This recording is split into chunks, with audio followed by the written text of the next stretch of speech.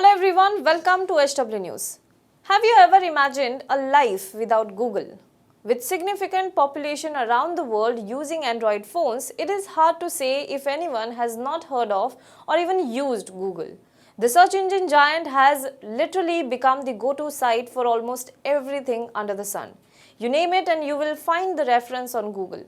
Google it as they say it. Google not only dominates the search engine market, but in some countries it is the search engine. According to a study in 2019, the search engine was visited more than 62 billion times. And this is just the search engine. Now think about its other products: YouTube, Gmail, Google Drive, Google Documents, Google Sheets, and many, many more. All of these combined, Google is clearly the market leader. Now imagine there is no more Google in your country. Well, a life without Google, that is exactly what Australian citizens were threatened with.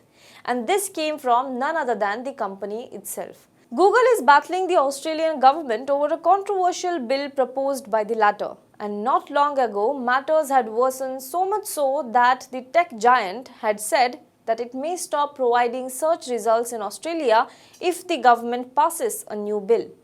Google, which handles almost 95% of the search traffic of Australia's 25 million citizens, threatened to leave the country. But the Prime Minister, Scott Morrison, refused to budge and said, and I quote, "We don't respond to threats.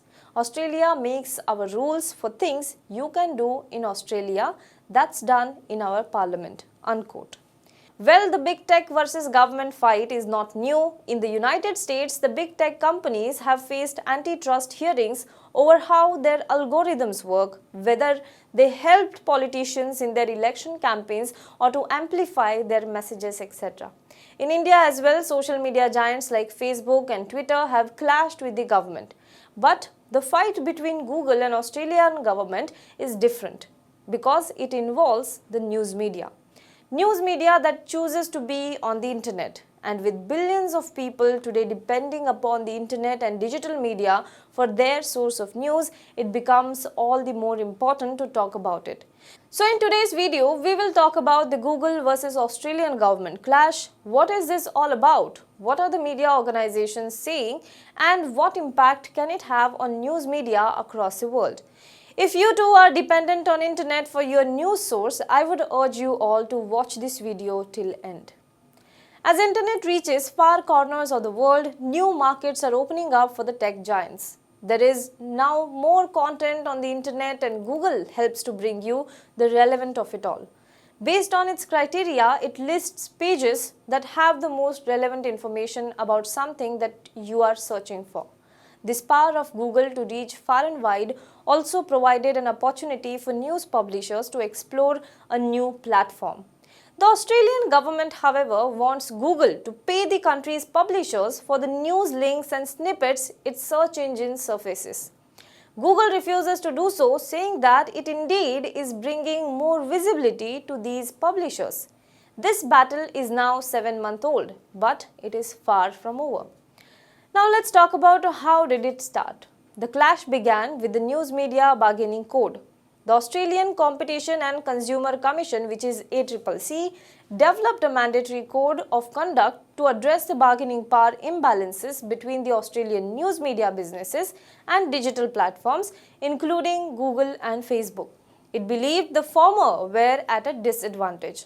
The ACCC released a draft code in the month of July 2020, allowing news media businesses to bargain individually or collectively with companies such as Google and Facebook over the payment for their inclusion of news on their services.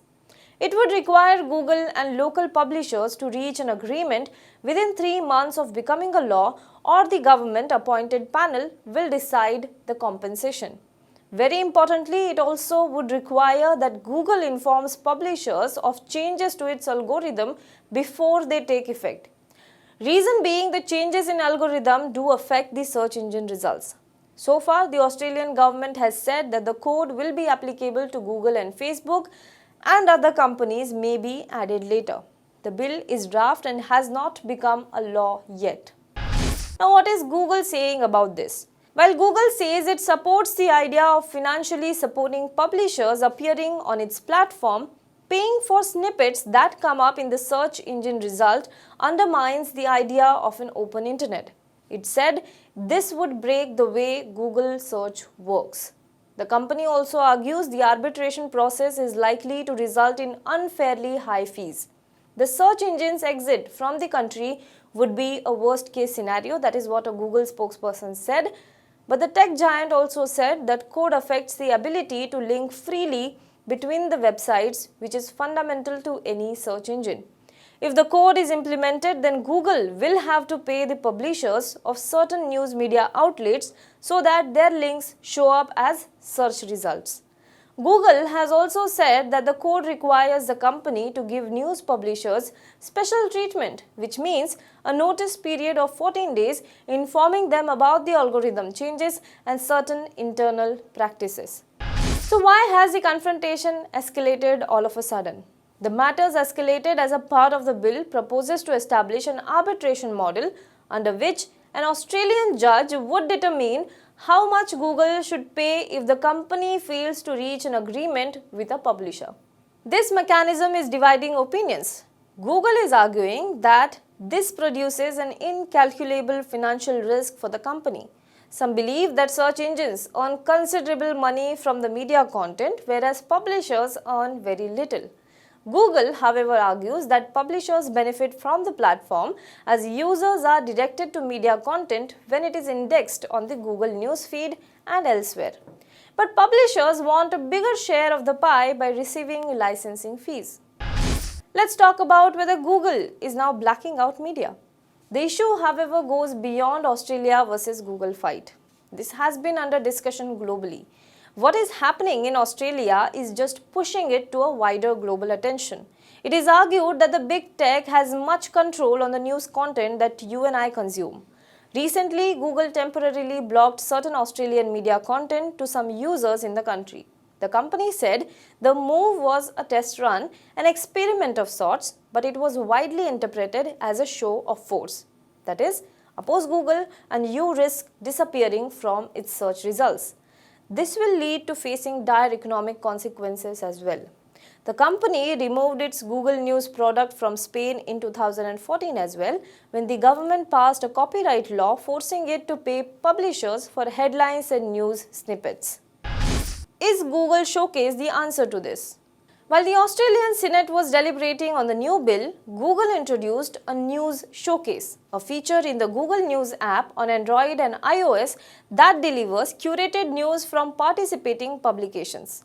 Google has committed $1 billion to publishers via News Showcase over the next 3 years.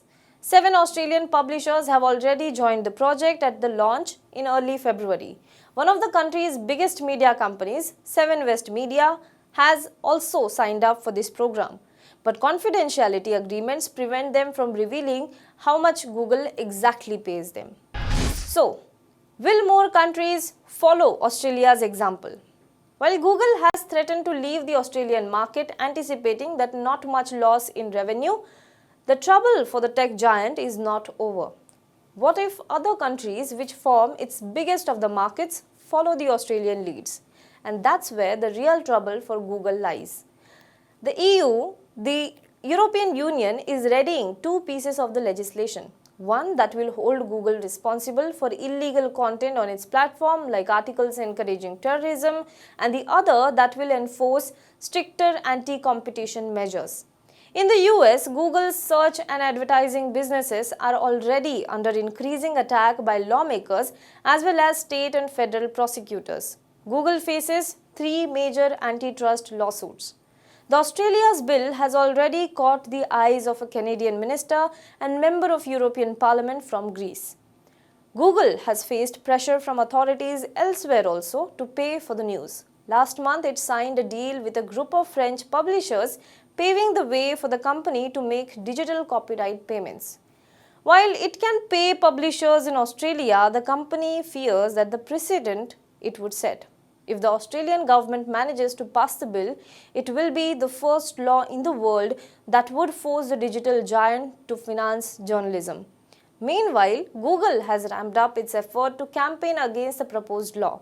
Facebook has threatened to block Australians from sharing news if the platform were forced to pay for news. As one of the world's largest internet user base, India will have to closely pay attention to developments in Australia. Now, the question is, will Google abide by the law if it is passed, or will it exit the market? In both the scenario, it will make India rethink its policies. Do let us know what you think in the comment box below. For more news and updates, you can log on to www.hwnews.in. जब हमने HW news network की नींव डाली थी, तब हमने ये ठाना था कि न्यूज और इंफॉर्मेशन ये लोगों तक फ्री पहुंचनी चाहिए, मुफ्त पहुंचनी चाहिए, और हम आज भी ये वचन पर कायम हैं। पर जैसे आपको मालूम है, न्यूज चैनल चलाने के लिए पैसों की जरूरत है, तो हमको सबको न्यूज फ्री पहुंचाने के लिए कुछ मेंबर्स और कुछ सपोर्टर्स की जरूरत है। जी हां, मेरी आप सबसे गुजारिश कि आप सब HW न्यूज हिंदी की मेंबरशिप को ग्रहण करें। ये सदस्यता स्वैच्छिक है, यानी कि आप अपनी मर्जी के मुताबिक इसे ग्रहण कर सकते हैं, क्योंकि अगर आप इसे ग्रहण नहीं भी करते तब भी आपको HW न्यूज हिंदी के तमाम कार्यक्रम मिलते रहेंगे। मगर अगर आप चाहते हैं कि आजाद न्यूज जो है वो मजबूत हो, अगर आप चाहते हैं कि वो न्यूज जो सत्ता से सवाल पूछती है वो मजबूत हो, तो जरूर बने HW न्यूज हिंदी के सदस्य। जो लोग हमारे 89 रुपए प्रति महीने वाले कार्यक्रम से जुड़ेंगे, उनके लिए HW न्यूज का बैच विश मिलेगा। साथ ही साथ उन लोगों को हमारे एक्सक्लूसिव पोल्स में भी शामिल होने का मौका मिलेगा। इसके अलावा हमारा जो दूसरा मेंबरशिप कार्यक्रम है वो 199 रुपीस प्रति महीने का है, यानी कि 199 रुपए प्रति महीने।